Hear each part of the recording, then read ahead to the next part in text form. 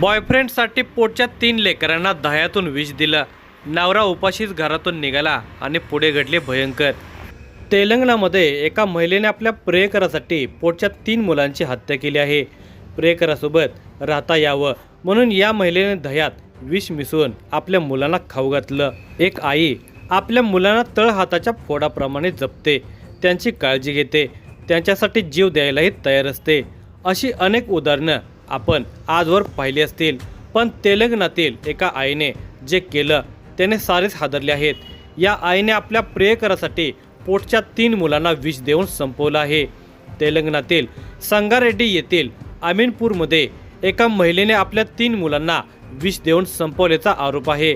रजिता नावाच्या 45 वर्षीय आईने प्रियकरासोबत नवीन आयुष्य सुरू करण्यासाठी हे पाऊल उचलल्याचा आरोप आहे. ही घटना काही दिवसापूर्वीची आहे, मात्र या घटनेचा उलगडा आत्ताच झालेला आहे. 12 वर्षाचा साई कृष्णा, 10 वर्षाचा मधुप्रिया आणि 8 वर्षाचा गौतम अशी मृत मुलांची नावं आहेत.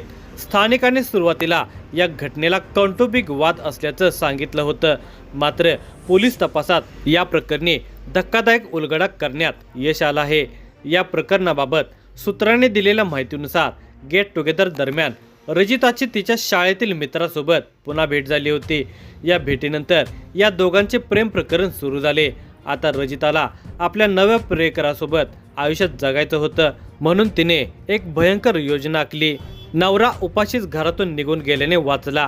प्रियकरासोबत राहण्यासाठी तिने आपल्या संपूर्ण कुटुंबाची हत्या करण्याचा निर्णय घेतला, असा आरोप आहे. 27 मार्च रोजी रजिताने जेवणात वाढलेल्या दह्यात विष मिसळलं होतं, मात्र तिचा पती चेन्नया काही न खाता उपाशीच ड्युटीवर निघून गेला. पण 3 मुलांनी ते विषारी दही खाल्ले.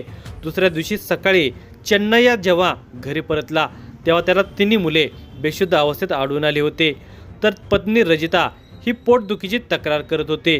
पोटदुखीची तक्रार करणाऱ्या रजिताला तिच्या पतीने रुग्णालयात नेले.